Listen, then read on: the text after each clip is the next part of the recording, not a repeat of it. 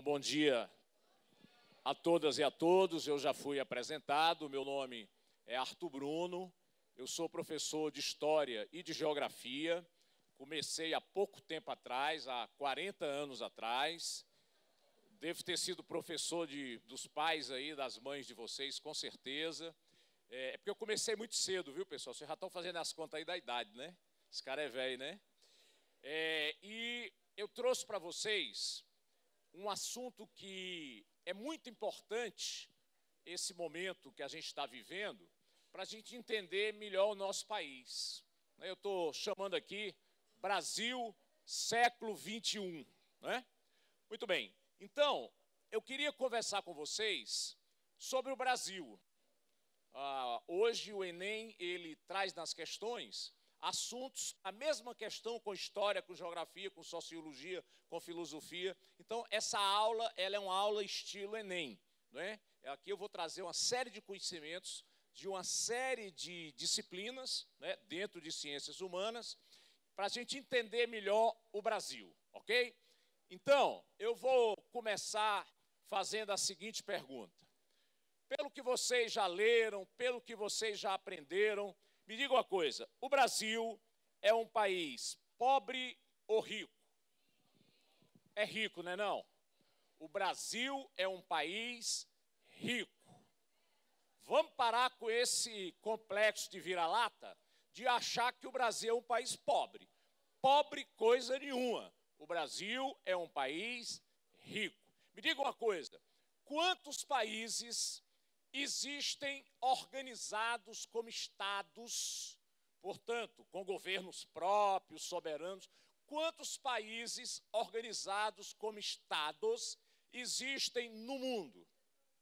195. Isso é muito importante. Há 195 países organizados como estados, com governos livres, próprios, soberanos. Ok. Ora, vocês me disseram que o Brasil é um país rico. O Brasil já chegou, há alguns anos atrás, a ser a sexta maior potência econômica do mundo.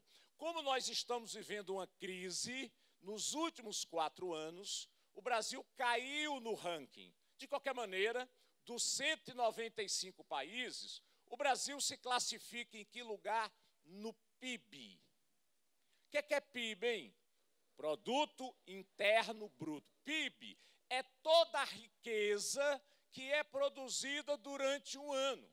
Produzida pela agricultura, pela pecuária, pelo extrativismo, pelo comércio, pela indústria, pelo serviço. Soma tudo que é comercializado e produzido durante um ano e eu tenho o PIB. Vou perguntar de novo. Quantos países tem no mundo, hein? 195. Desses países todos, hoje o Brasil se classifica em que lugar no PIB? 9º. Então é um país rico, não é não? Dos 195, o Brasil é o 9º mais rico do mundo. Ok. Apesar do Brasil ser um país rico, ele é extremamente desigual. Ou seja, no Brasil nós temos um número de pessoas que é muito rico e a grande maioria continua pobre. Presta atenção, pessoal. No Brasil, que tem quantos milhões de habitantes? Hoje nós estamos aí com uns 209 milhões de habitantes. Ok, presta atenção. Se os 5 brasileiros mais ricos têm uma riqueza igual aos 100 milhões mais pobres. Olha que loucura.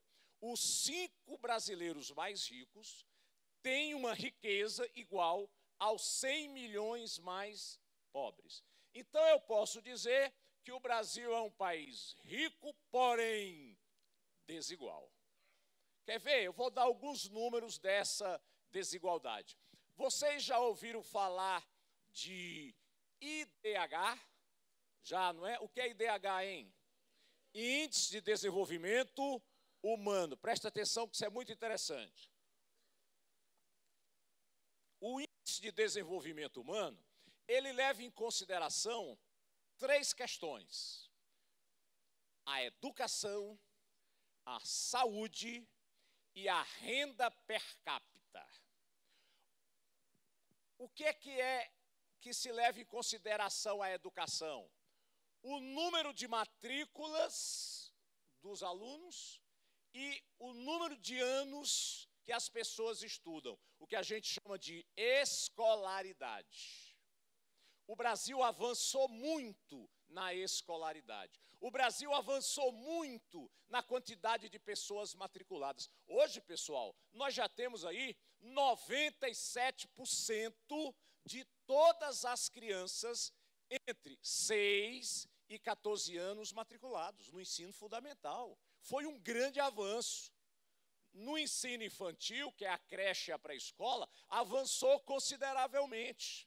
O ensino médio também avançou. E nos últimos 10 anos, o número de universitários no Brasil dobrou. O Brasil hoje tem mais de 7 milhões de jovens na universidade. Foi quase uma revolução na educação no Brasil nos últimos anos. Mas eu pergunto, de uma maneira geral, eu já posso dizer que a educação no Brasil é boa? Não. Avançou, melhorou muito, mas nós não temos, de uma maneira geral, sobretudo no ensino público básico, uma boa escola. É verdade que avançou muito, é verdade que nós temos boas escolas públicas, mas, de maneira geral, precisamos melhorar muito. De qualquer maneira, nos últimos 12, 15 anos, houve uma verdadeira revolução na educação do Brasil. Então, os indicadores de educação melhoraram. Na saúde, o que se leva mais em consideração é a chamada expectativa de vida. Quantos anos as pessoas vão viver? Isso no Brasil melhorou ou piorou? Melhorou muito, né? No ano passado, nós chegamos a ver que hoje a expectativa de vida do brasileiro é de 75 anos. Melhorou muito. Os países subdesenvolvidos da Ásia, da África, têm 60 anos. Alguns com 50, 55 anos de expectativa de vida. O Brasil já tem 75 anos, melhorou muito. É claro que precisa melhorar mais. Na Europa, no Japão, nos Estados Unidos, qual é a expectativa de vida? É acima de 80, 81, 82, mas o Brasil está caminhando para lá. Avançou muito, melhorou muito a saúde no Brasil. De qualquer maneira, eu já posso dizer que a saúde pública no Brasil é boa? Não, eu posso dizer que melhorou muito em relação ao que era há 12, 15 anos atrás. E o que é a renda per capita? É o PIB dividido pela população. Eu pego o PIB do Brasil, que é 6,6 trilhões de reais por ano, né? Divido pela população, que é 209 milhões, e vou ter aí uma renda per capita de uns 12 mil reais por ano, né? Desculpe, 12 mil dólares por ano por pessoa. É uma renda per capita média, ainda não é uma renda per capita alta. Na Europa, chega-se a 30 mil dólares de renda per capita. É o triplo do que é o Brasil. De qualquer maneira, o Brasil melhorou também na sua renda per capita. Muito bem. O que é o IDH? Índice de Desenvolvimento Humano. Se convencionou que o IDH de um país é dado entre 0 e 1.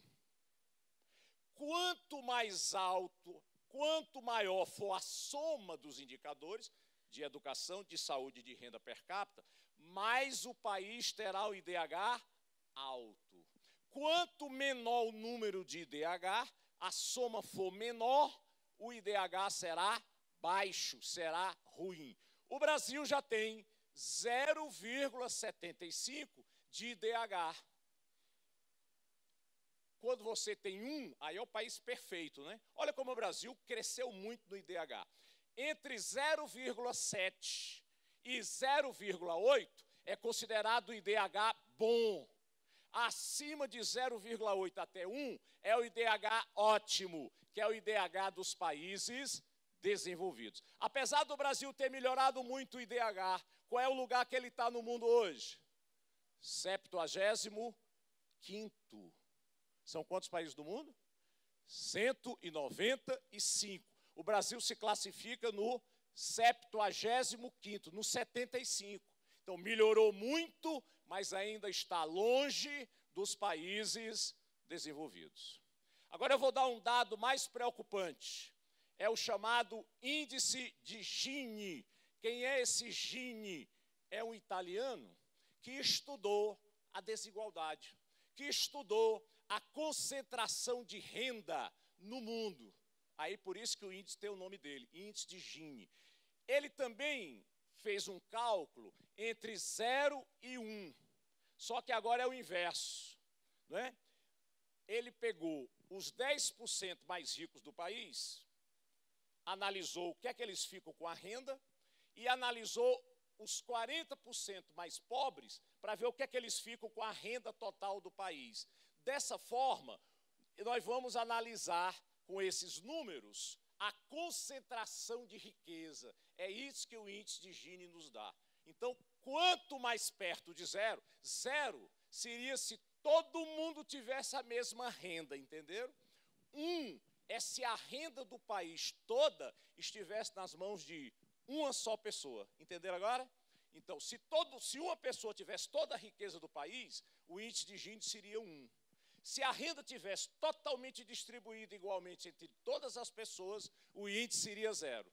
Então, quanto mais perto de 0, a renda será mais distribuída. Quanto mais perto de 1, a renda vai ser mais concentrada. Está claro isso? Qual é o índice de Gini do Brasil? 0,51. Então, o Brasil tem ainda um péssimo índice de Gini. O Brasil é o 12º pior país do mundo em concentração de riqueza. São quantos países do mundo? 195. Então, eu posso afirmar, sem erro de errar, que o Brasil é um país extremamente desigual. Ou seja, a riqueza ainda fica nas mãos de uma minoria. Está claro isso? Muito bem. Então, o que é que eu quero discutir com vocês? Eu quero discutir com vocês quais as causas disso. Por que o Brasil é um país tão rico e tão desigual? E a coisa se agrava agora por causa da crise econômica. O Brasil passou 2 anos sem crescer. O ano passado, o crescimento do PIB foi 1%. Esse ano vai ser entre 2% e 3%, o que é muito pouco. Em 2015 e 2016, o Brasil foi diminuir o seu PIB. Por isso que ele era o 6º e passou agora a ser o 9º, porque nós tivemos um decréscimo no crescimento econômico em 2015 e em 2016. Em 2014, praticamente também nós não crescemos, foi praticamente 0 o crescimento do PIB. Está claro isso? Então vamos lá. Eu quero analisar com vocês, então, as causas dessa desigualdade. Eu começaria perguntando a vocês o seguinte: qual a causa central, qual a causa principal dessa desigualdade? Será que o problema do Brasil é geográfico? Será que o problema do Brasil é populacional? Será que o grande problema do Brasil é econômico? Vamos analisar isso. Vamos pensar juntos. Presta atenção. Vamos analisar a situação geográfica do Brasil. Vamos olhar o Brasil do ponto de vista físico. A primeira pergunta que eu faço é a seguinte: o Brasil é um país grande ou pequeno? Grande ou pequeno? É grande, não é? São quantos países no mundo? 195. O Brasil se classifica em que lugar? Em área, em tamanho. Ele é o 5º em área, em superfície. Qual é o maior país do mundo? Rússia, 17 milhões de quilômetros quadrados. Segundo lugar, Canadá, 9,9 milhões. Terceiro, China, 9,5 milhões. Quarto, Estados Unidos, 9,3. E em quinto lugar, o Brasil. Bruno, mas os Estados Unidos, aquela área ali que a gente vê no meio da América do Norte, aquela área é menor do que o Brasil. É verdade. Mas os Estados Unidos, além daquela área que a gente vê no mapa, tem lá em cima o Alasca e tem o Havaí, não é? Que é um arquipélago lá no Pacífico, que também é um estado americano. São 50 estados americanos. Se eu contar o Havaí, e principalmente se eu contar o Alasca, os Estados Unidos ficam maiores do que o Brasil. Está claro isso? Então, os Estados Unidos são o quarto maior, o Brasil é o quinto maior. Me diz uma coisa, o Brasil é caracterizado por ser um país que tem terremotos? Não. Tem um ou outro tremor de terra, não tem? Quem é de Cascavel aqui deve lembrar que de uma vez por outra lá em Cascavel a terra se treme, lá para o Sobral, né? Zona Norte. Mas aquela ali são as camadas, né? Se acomodando, né? Porque vocês já aprenderam que na crosta terrestre, não é, lá embaixo, lá no subsolo, o que é que nós temos no nosso planeta? As chamadas placas tectônicas. O nosso planeta é todo cortado lá embaixo. São grandes placas tectônicas. E o que é um terremoto? É quando uma placa se choca com a outra, lá a muitos quilômetros lá embaixo, né? Lá no subsolo. Quando uma placa bate na outra, uma sobe e outra desce. E isso gera os grandes terremotos. E essas áreas são normalmente chamadas áreas jovens. São áreas de grandes montanhas que se formaram mais recentemente. Qual é a nossa sorte?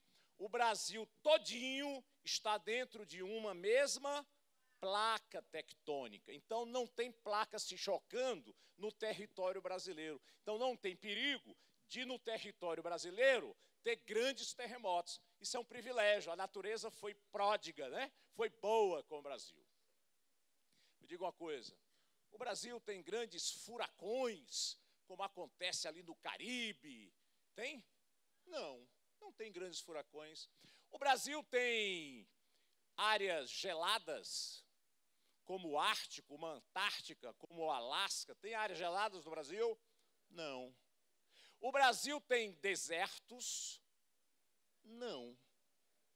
Ou seja, o nosso território, quase todo ele, é propício à habitação e às atividades econômicas. É claro que eu tenho ainda umas montanhas do Brasil que são difíceis de morar lá, áreas da Amazônia que são muito alagadas, não é? Mas, de qualquer maneira, o Brasil é um país onde o território não tem grandes problemas geográficos, não é? Presta atenção agora. 40% do Brasil é formado por florestas. Nenhum país do mundo tem a quantidade de florestas do Brasil. Inclusive, a maior floresta tropical do mundo, que é a floresta amazônica, ok? O Brasil tem pouca ou muita água, mas é muita. Não tem nenhum país do mundo com mais água adequada como o Brasil. Não é? Ah, mas o Canadá tem muita água. Tem, boa parte gelada, no gelo. Você não pode utilizar aquela água. Aquela água não é potável. O Brasil tem 14% da água doce do mundo. É o país que mais tem água no mundo potável.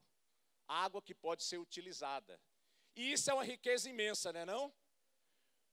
Há quem diga, há alguns historiadores que afirmam, que no futuro a guerra será pela água.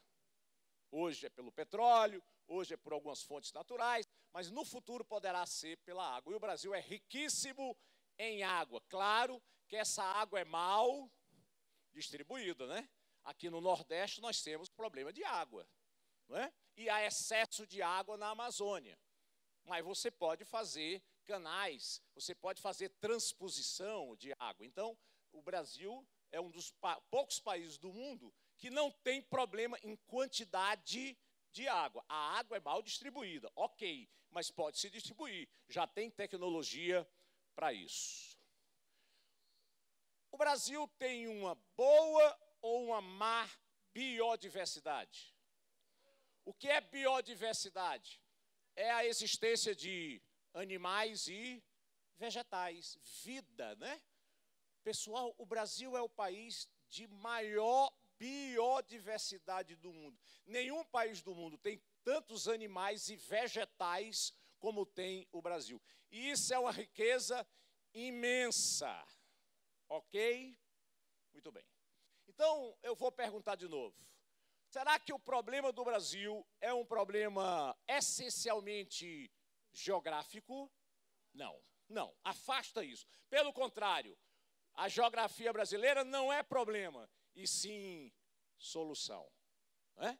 Nós temos uma geografia que poucos países do mundo têm. Diria até que nenhum país do mundo tem as condições naturais que o Brasil tem. Isso é uma riqueza imensa. Muito bem. Então, vou fazer agora uma segunda pergunta. Será que a grande causa da desigualdade do Brasil, daqueles indicadores tão ruins que nós colocamos no início do debate, será que a grande causa daquilo ali é a população? É a demografia? Pensa. A população brasileira é grande ou pequena? É grande ou pequena? É grande, né, não? Qual é a população brasileira hoje? 209 milhões de habitantes. Quantos países tem no mundo, hein? 195. O Brasil se classifica em que lugar em população? Isso, muito bem. É só lembrar, o Brasil é o quinto em área e ele é o quinto em população. Qual é o país mais populoso do mundo? China. 1,3 bilhão. O segundo está pegando. Daqui a 2 ou 3 anos, o segundo vai passar a China. Quem é esse segundo? A Índia, que já está também aí beirando 1,3 bilhão. Ou seja, cada um tem em torno de 20% da população mundial, né? Tanto a China como a Índia. Mas a Índia ainda é o segundo. Vai passar a China daqui a 2 ou 3 anos. Qual é o terceiro em população? Estados Unidos, 310 milhões de habitantes. Qual é o quarto? Indonésia, 250 milhões. E em quinto lugar, o Brasil, com 209 milhões. Muito bem. Me diga uma coisa, no Brasil, existe mais homem ou mulher? Isso é bom ou ruim? Depende do gosto, né? Todos os gostos são respeitáveis e respeitáveis, não é? No Brasil tem mais mulheres do que homens. Por quê? Nasce mais mulher do que homem? Não. É mais ou menos igual. É interessante isso na natureza, né? A quantidade de machos e fêmeas na natureza é praticamente a mesma. Nasce mais ou menos a mesma quantidade, né, entre homens e mulheres. Ora, se a quantidade é praticamente a mesma no nascimento, por que que existe mais mulher do que homem? Porque os homens morrem mais cedo. A expectativa de vida da mulher é mais alta do que do homem. Isso é quase todo mundo é assim. No Brasil, a diferença é mais ou menos uns 5 anos entre as mulheres e homens. Por que que os homens morrem mais cedo? Porque os homens são mais estragados, né? Os homens são mais descuidados, né? Os homens ligam menos para a sua saúde. Os homens fumam mais. Os homens bebem mais. Os homens têm vida mais desorganizada. Os homens fazem menos prevenção do que as mulheres. Os homens cuidam menos da saúde do corpo do que as mulheres. É ou não é? Por isso que as mulheres vivem mais, né? Então os homens têm que se cuidar mais, não é? Para poder viver mais. Então no Brasil é assim, no mundo de uma maneira geral acontece praticamente a mesma coisa, né? Esse espirro foi de homem ou de mulher? Foi meio exagerado, foi, tá vendo aí? Mas ela está se cuidando, né? Muito bem. Ok. Vamos lá. Presta atenção, pessoal. está acontecendo algo muito interessante na população brasileira. Preste atenção. O que é que nós comentamos há pouco, quando discutimos o IDH? A expectativa de vida está aumentando ou diminuindo no Brasil? Aumentando, significa dizer que a saúde está melhorando. Ah, Bruno, a saúde é muito ruim no Brasil. É, mas já foi muito pior. Então a saúde está melhorando, ok? Isso é fato. Outro indicador da saúde é a mortalidade infantil. Antigamente, de cada 1.000 crianças que nasciam no Brasil, morriam 200. Depois passou a ser 100, depois a ser 70. Olha aí hoje, de cada 1.000 crianças que nascem, apenas 13 morrem no primeiro ano de vida. É isso que a gente chama de mortalidade infantil. A mortalidade infantil no Brasil está melhorando, está diminuindo bastante, porque a saúde está melhorando. As mulheres estão cuidando mais da saúde, estão cuidando mais dos seus filhos, não é? Hoje já há mais prevenção e isso faz com que a mortalidade infantil caia no Brasil. Muito bem. É verdade, a mortalidade está diminuindo. E a natalidade está aumentando ou diminuindo? Preste atenção. Me diga uma coisa, os avós de vocês casaram com quantos anos? As mulheres? 20 anos? Não era assim, não era? 17, 18? Era. Eu tenho certeza que a maioria dos avós de vocês é do interior. Quem tiver avó aqui do interior, levante o braço. Olha aí, quase todo mundo. Mas era assim. O Ceará tinha uma população eminentemente rural. A maioria da população vivia no campo. E no interior, na área rural, as mulheres e homens casam mais cedo ou mais tarde? Mais cedo. E naquela época dos avós de vocês, eles tinham pouco ou muitos filhos? Muitos filhos. Quantos? 10, 12, 15. Não era não? Era o que Deus mandava, não era? E Deus adora mandar filho, né? Não tinha prevenção, as mulheres não tomavam pílulas, não usavam anticoncepcionais, não é? Então, todo ano era um filho. Ok. Presta atenção agora. Os pais de vocês já casaram mais tarde do que os avós, não foi não?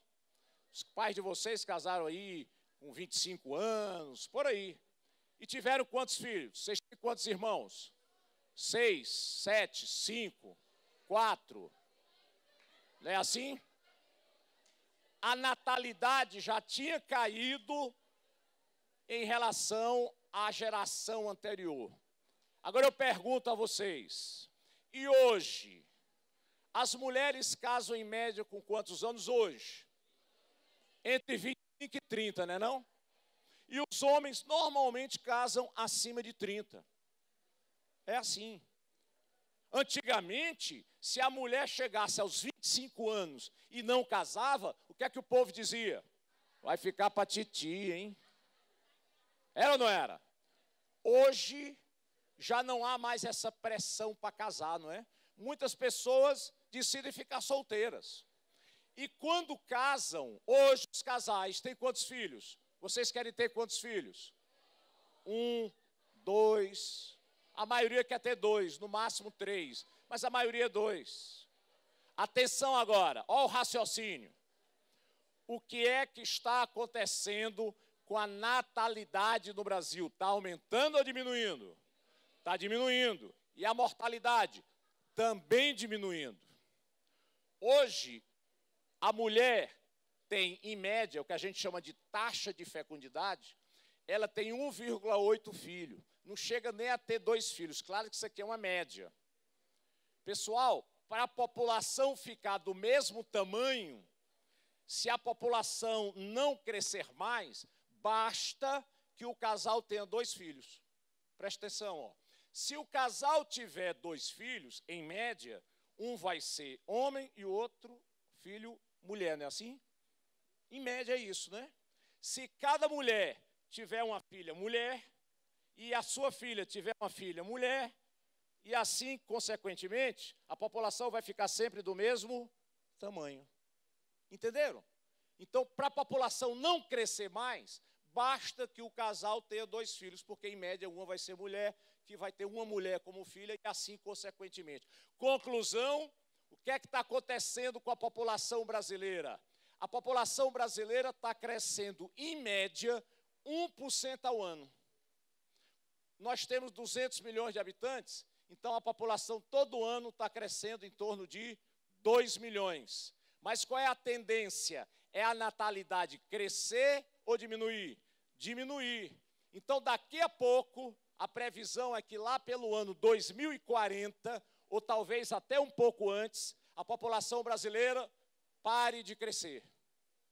Porque a natalidade vai continuar caindo e vai chegar um determinado momento que a população brasileira vai se tornar estável, não vai crescer mais. Nós vamos chegar aí a uns 240 milhões de habitantes e nós vamos parar de crescer. Daqui a uns 25 anos isso vai acontecer. É o que está acontecendo na Europa hoje. É o que aconteceu com o Japão. É o que aconteceu com a maioria dos países desenvolvidos. A população está estável, não está mais crescendo. Isso é típico de países desenvolvidos. Agora, presta atenção.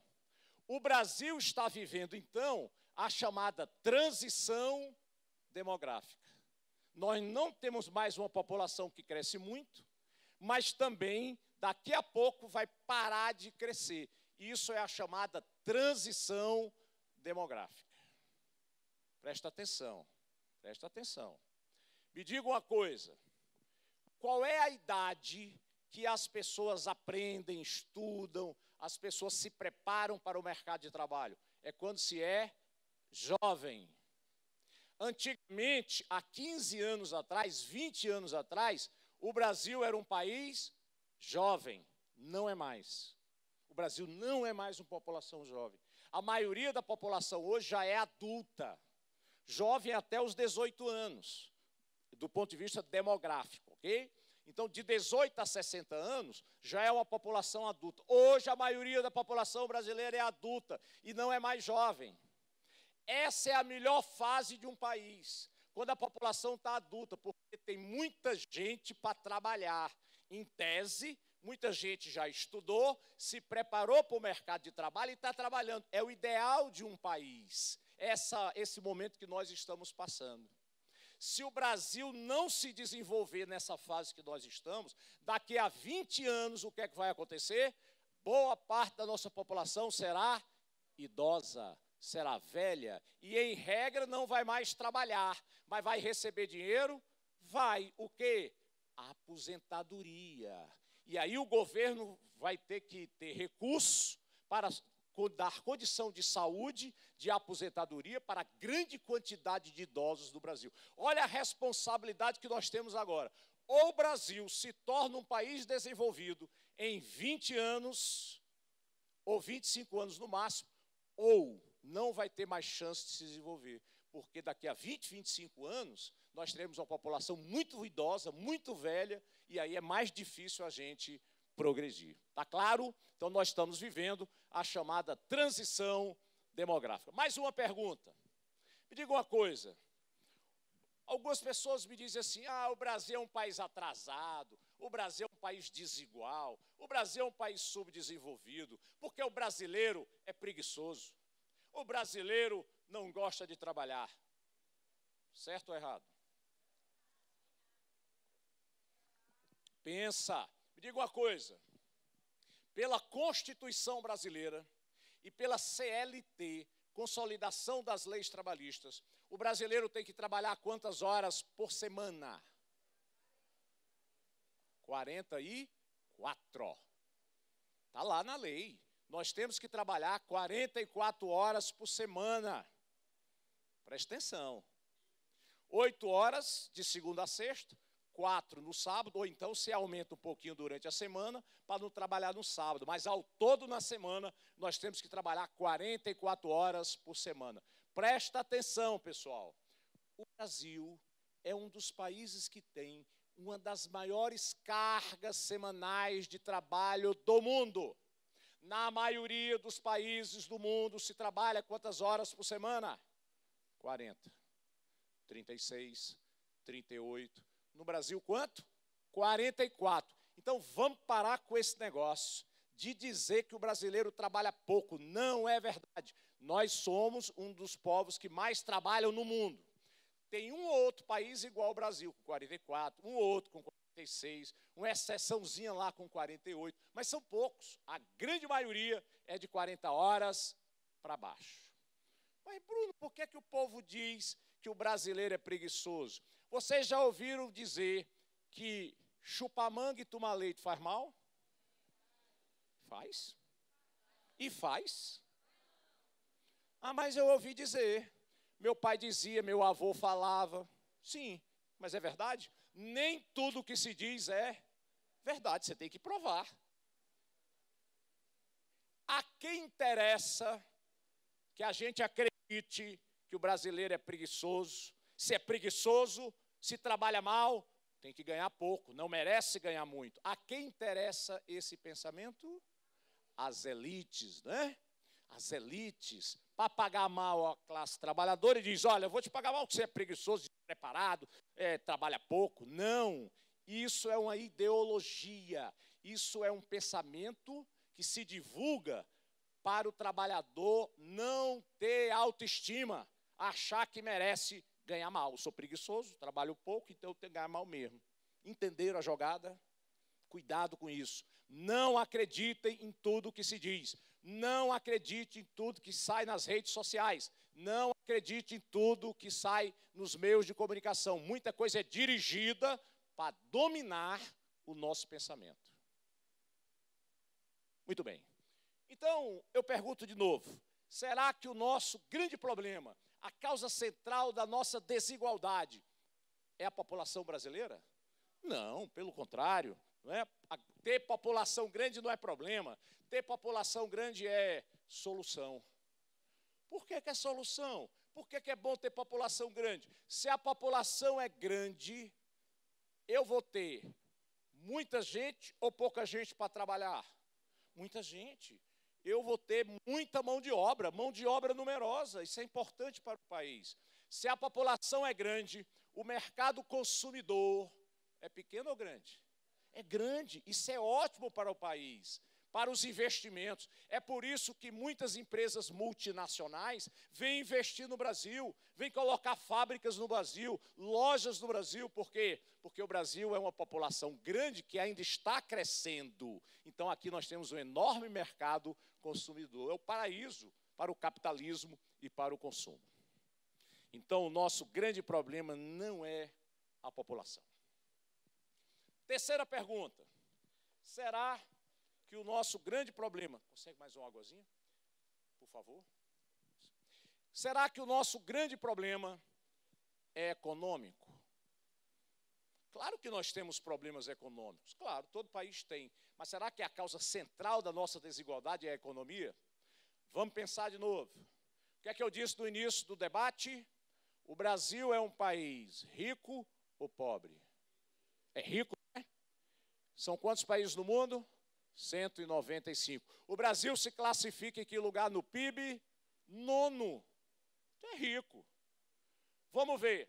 Vocês já aprenderam que o setor primário da economia é composto por que atividades econômicas? Agricultura, pecuária e extrativismo, não é isso? O setor primário é o setor que produz a matéria-prima, né? Então, agricultura, pecuária, extrativismo. Eu pergunto a vocês, o Brasil é um grande ou pequeno país agrícola? Grande, enorme. Atenção, pessoal, o Brasil é hoje o terceiro maior produtor e exportador de alimentos do mundo. O primeiro, Estados Unidos. Segundo, China. Terceiro, Brasil. Vamos ver a agricultura. Olha lá. O Brasil é o maior produtor mundial de café, laranja, cana-de-açúcar, tabaco, né, que é o fumo. Soja, às vezes o Brasil é o primeiro, às vezes é o segundo. Quando há um inverno muito rigoroso nos Estados Unidos, a soja lá cai. Aí a gente passa a ser o primeiro, né? Normalmente o primeiro é os Estados Unidos, depois vem o Brasil. Nós também somos um grande produtor de quê? Algodão, amendoim, né? Banana, caju. Café é o primeiro, né? É o primeiro do mundo. Tudo ali é o primeiro, ó. Então o Brasil é um enorme, é um grande produtor agrícola. Com um detalhe: nós plantamos numa parcela grande ou pequena de terras brasileiras. Pessoal, vocês sabiam que a gente só planta em 8% das terras brasileiras? E olha que nós somos o 5º maior país do mundo. Nós só plantamos em 8% das terras. O Brasil é um único grande país do mundo que ainda pode fazer desmatamento. Canadá, China, Estados Unidos, né? Rússia, esses grandes países, eles não têm mais terra para plantar. Está tudo plantado. E o Brasil ainda até poderia desmatar, que não é o ideal. Hoje, você aumenta muito mais a produção pela melhoria da tecnologia, né? Pelo aumento da produtividade. Você plantar na mesma terra, conseguindo uma safra maior. Isso é o que a gente chama de aumento de produtividade. Você aumenta a produção, aumentando a produtividade por causa da tecnologia. Como é que é a tecnologia agrícola brasileira? É avançada ou atrasada? Avançada. O Brasil tem hoje uma das mais avançadas agriculturas no mundo. No sul, no sudeste, no centro-oeste, a nossa agricultura já é mecanizada, já é avançada, com alta tecnologia. O Brasil tem uma empresa estatal do governo, que é uma das melhores do mundo em tecnologia agrícola, chama-se Embrapa, Empresa Brasileira de Pesquisa Agropecuária, que fez muito avançar a agricultura no mundo. Presta atenção, ó. No ano passado, nós tivemos um recorde de safra agrícola. Colhemos 238 milhões de toneladas de grão, plantando apenas em 8% das terras. E digo mais, o Brasil será, em alguns anos, o maior produtor agrícola do mundo. É quem vem hoje segurando a economia no Brasil. O comércio caiu, a indústria caiu, o turismo caiu e a agropecuária cresceu.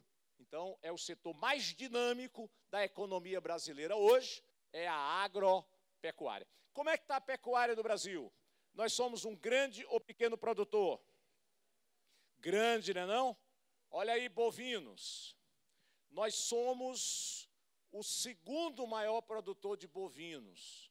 No entanto, nós somos o maior exportador de carne bovina do mundo. Quem é o maior produtor de bovinos? Quem é que passa do Brasil? O Brasil já tem mais gado bovino do que gente, hein? Qual é a população brasileira? 209. E nós temos 230 milhões de bovinos do Brasil. Mais bovinos, vacas, né, e bois do que gente. É muito chifre, não é não? De bois, né, pessoal? Claro. Né? Presta atenção, então. Quem é o maior produtor de bovinos? Quem é que ganha do Brasil, mas que não exporta carne? A Índia.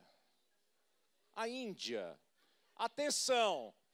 Por que que a Índia é o maior produtor de bovinos, mas eles não exportam carne? Porque lá o bovino é um animal sagrado. Qual é a religião dominante na Índia? É o hinduísmo. E o hinduísmo é uma religião que acredita na reencarnação. É o karma, né? Você vai evoluindo, seu espírito vai vivendo várias vidas, até chegar o momento que você não precisa mais crescer espiritualmente e você chega ao nirvana, né? E aí você não precisará mais reencarnar. E eles acreditam no hinduísmo que os animais também reencarnam. E o boi, depois do ser humano, é o animal mais evoluído. Tá certo? Então, eles têm um respeito, consideram o boi um animal sagrado. Eles tiram o leite, mas não comem a carne. Então, eles não comem carne de bovinos. Como o hinduísmo é a religião predominante na Índia, né, lá quase não se come carne bovina, muito menos se exporta carne bovina. Aí vamos para as aves. O Brasil é o segundo, principalmente frangos, né? O Brasil só perde para a China. Terceiro maior produtor de suínos. Então, o Brasil é uma potência na agropecuária. Concordam? Muito bem. Vamos para os minérios. Pessoal, me diga uma coisa. Como é que o Brasil hoje é em relação ao petróleo? Tem pouco ou muito petróleo no Brasil? Tem muito, não tem? Isso é recente, hein? Isso é recente. Em 1973, houve uma grande crise de petróleo no mundo. Há pouco tempo. 1973. Naquela época, o Brasil consumia todo dia 1 milhão de barris. E só produzíamos 150 mil.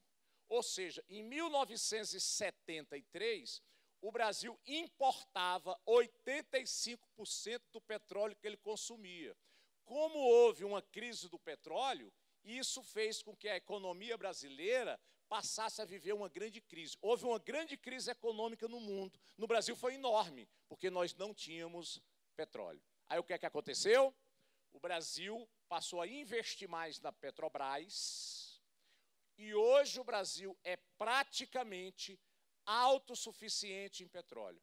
Hoje o Brasil produz por dia uma média de 2.200.000 barris diários.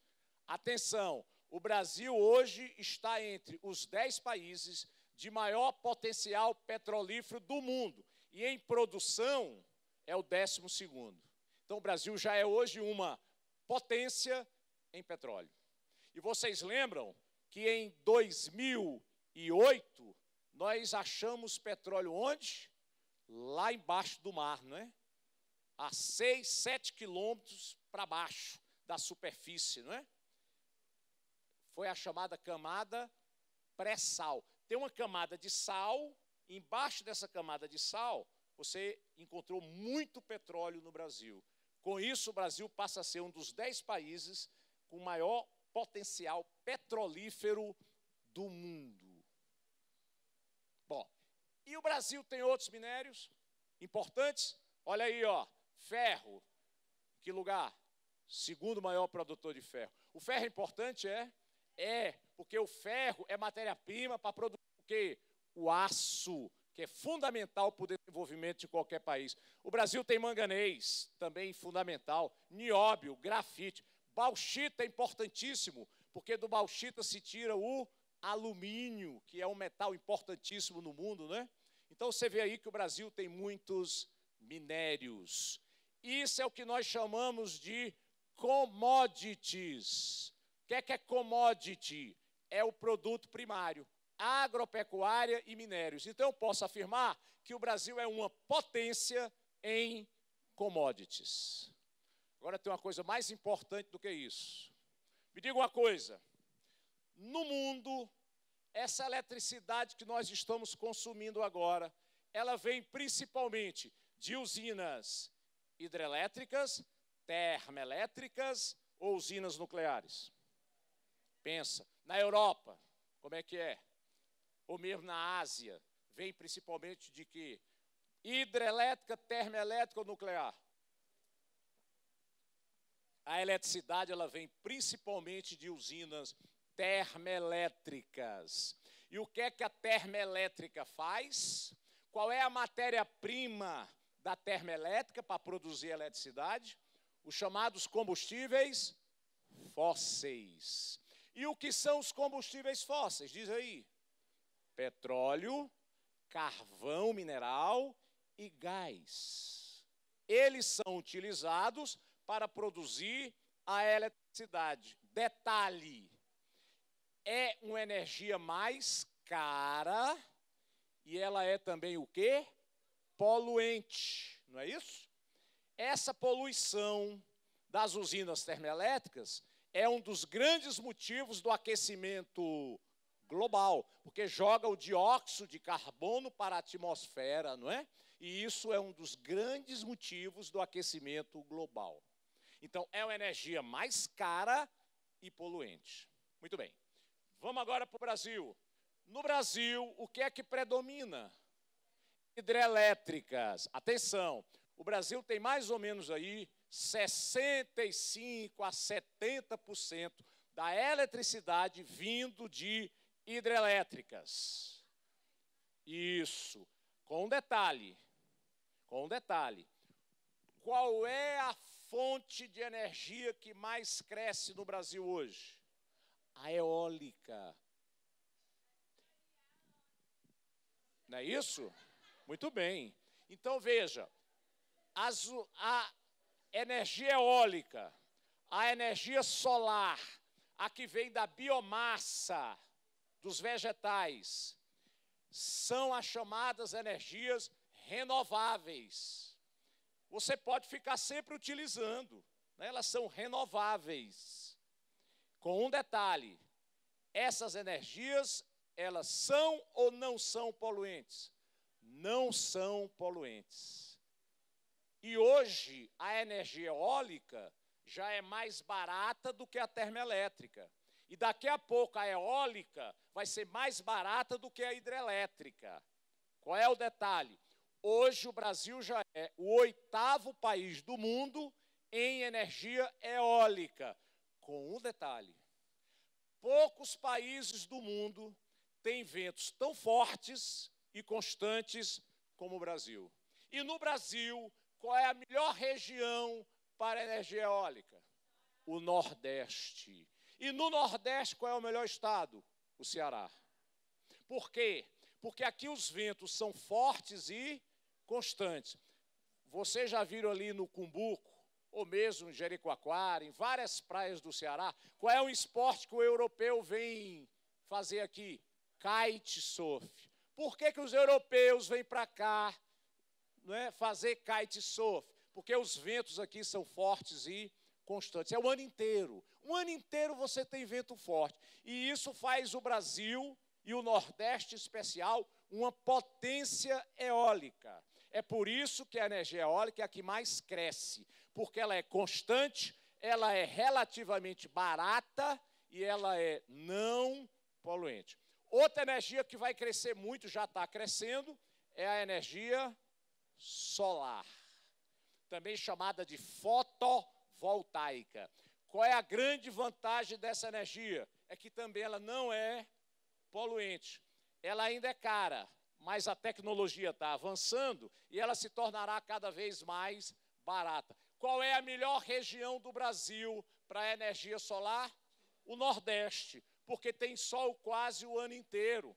O Ceará, por exemplo, tem uma grande potencialidade para a energia solar. São duas áreas que estão crescendo muito no Nordeste e no Ceará. Ok? Energia solar, energia eólica. Estão substituindo as hidrelétricas. O Brasil já chegou a ter 90% da eletricidade vindo da hidrelétrica.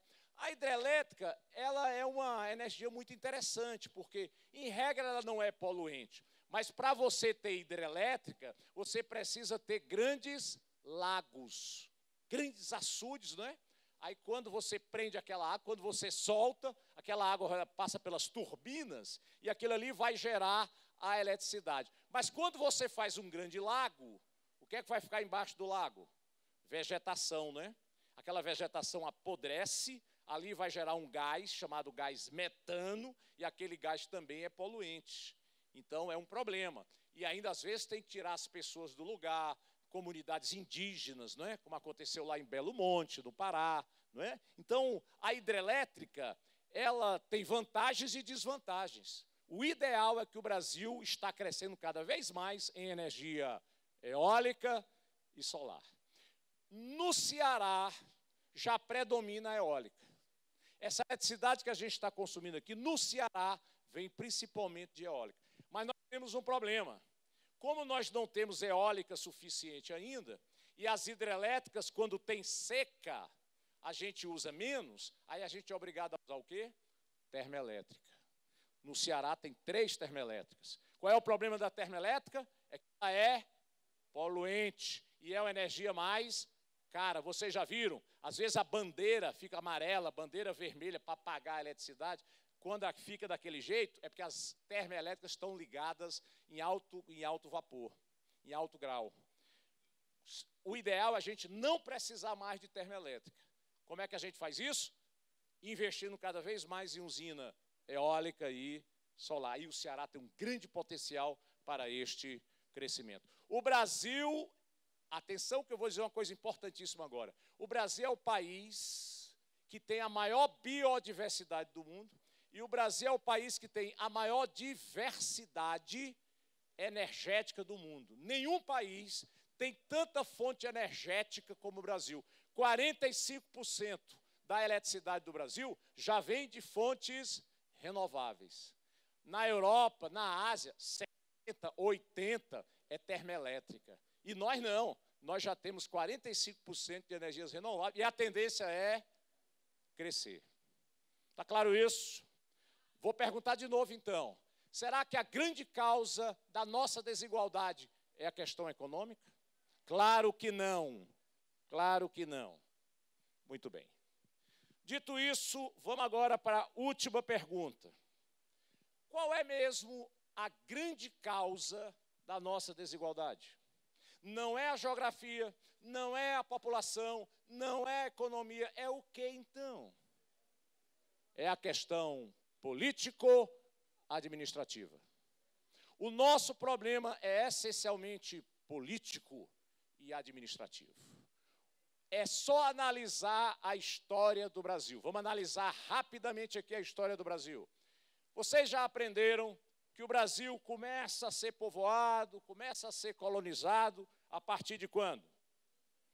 A partir de quando? Quando é que os portugueses começaram a ocupar o Brasil?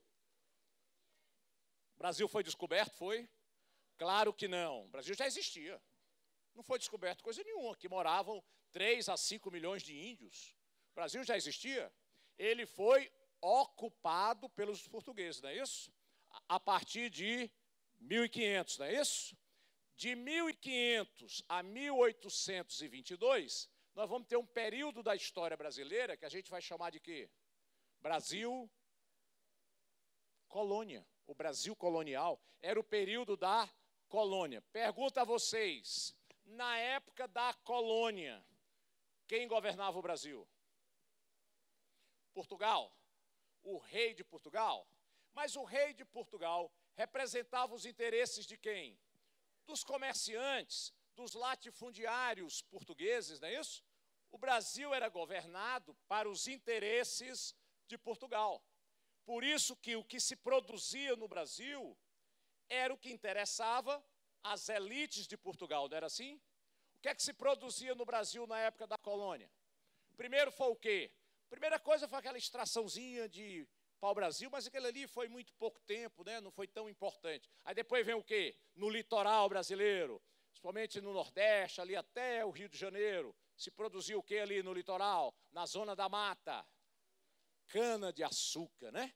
Se explorava cana-de-açúcar para exportar e produzir o açúcar lá em Portugal. Se levava o melaço, né? Para transformar em açúcar nas indústrias lá na Europa. Tá bom, cana-de-açúcar, o que mais foi explorado no Brasil colônia? Minérios, principalmente aí no século XVIII, se explorou muito o que no Brasil? Especiarias é na Ásia, né? Não foi bem no Brasil, né? No Brasil, no século XVIII, se explorou o quê? O ouro, o diamante de Minas Gerais, do Centro-Oeste, né? Isso era exportado pelo Porto do Rio de Janeiro e levado para a Europa. Se produziu o que mais no Brasil para exportar? Algodão. E no século XIX, café. Muito bem. Essa produção era em larga escala. Essas propriedades eram grandes ou pequenas no Brasil? Grandes, latifúndios. Se plantava vários produtos ou um só? Um só, né? Cada região só se plantava um produto. Isso é o que a gente chama de monocultura. Então, no Brasil, nós tivemos latifúndios com monocultura, e essa produção era voltada para o mercado externo. Pouca coisa era produzida para o consumo interno. Tinha também consumo interno, claro, mas era, sobretudo, uma produção voltada para exportação. E me diga uma coisa, desde o século XVI, quem era a mão de obra para produzir essas matérias-primas? Os escravos.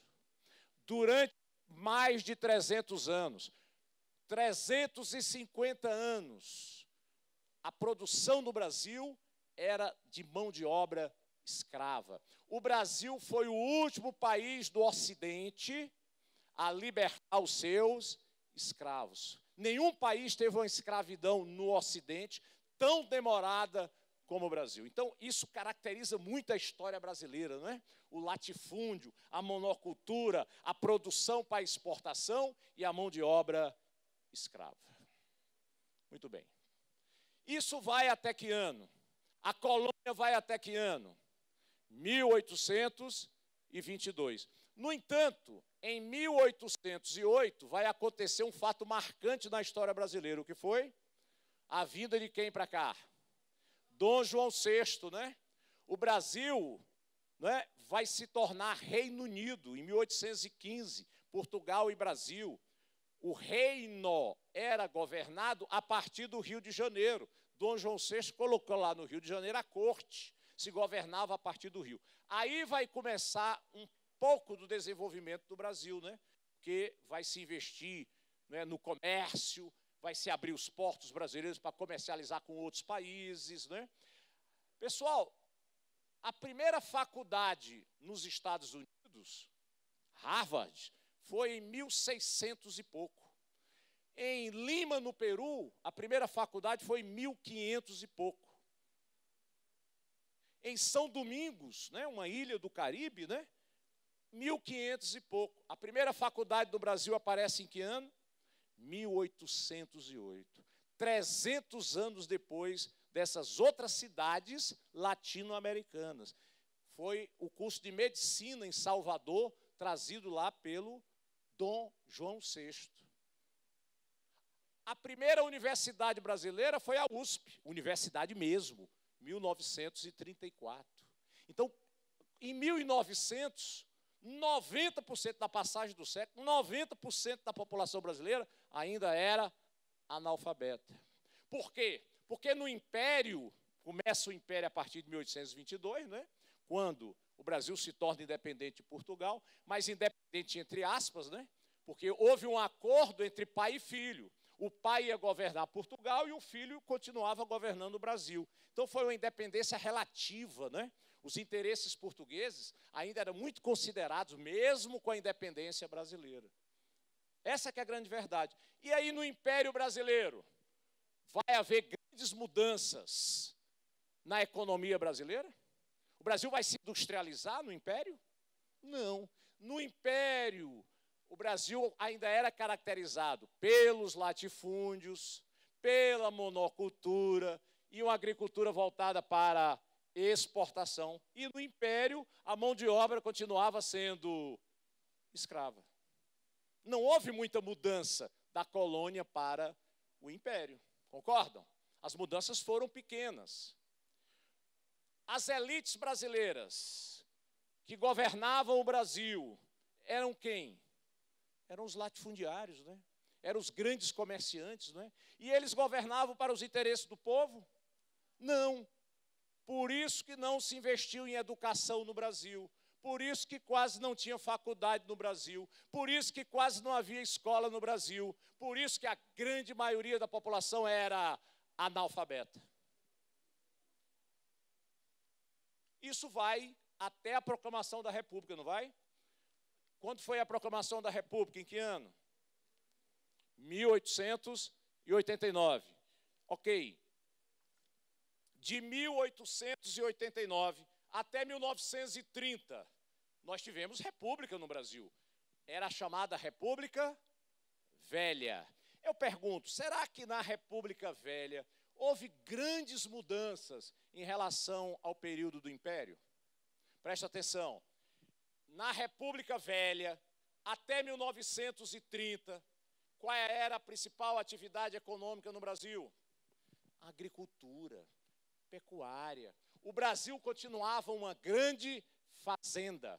A maioria da população vivia no campo ou nas cidades? No campo. Era uma população rural. O Brasil ainda caracterizado pelos latifúndios. E era, sobretudo, policultura ou monocultura? Monocultura. A maior produção do Brasil era o quê?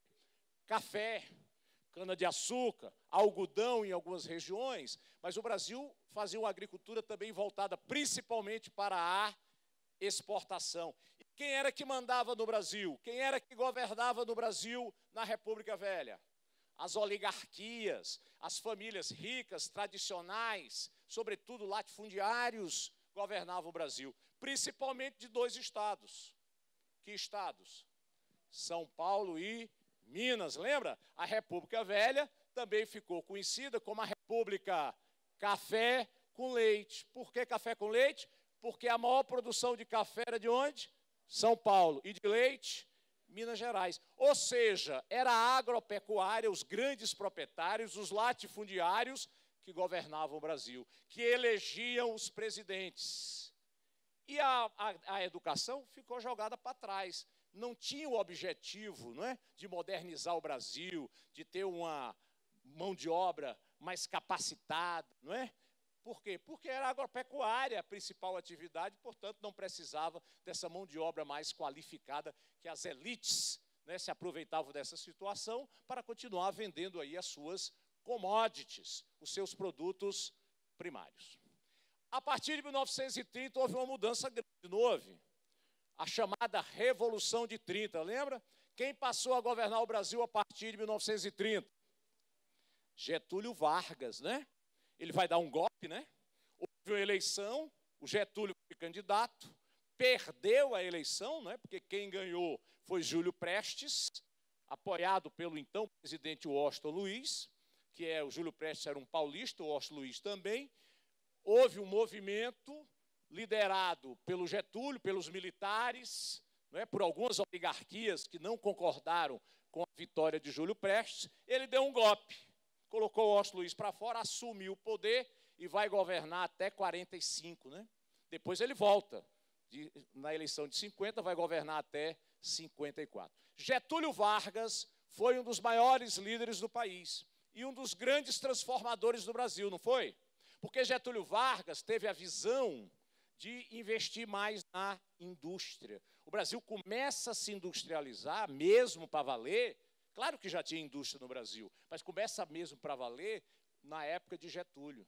E Getúlio não só vai perceber que era preciso o Brasil ter indústria, mas ele também começou a perceber que o Brasil precisava ter petróleo.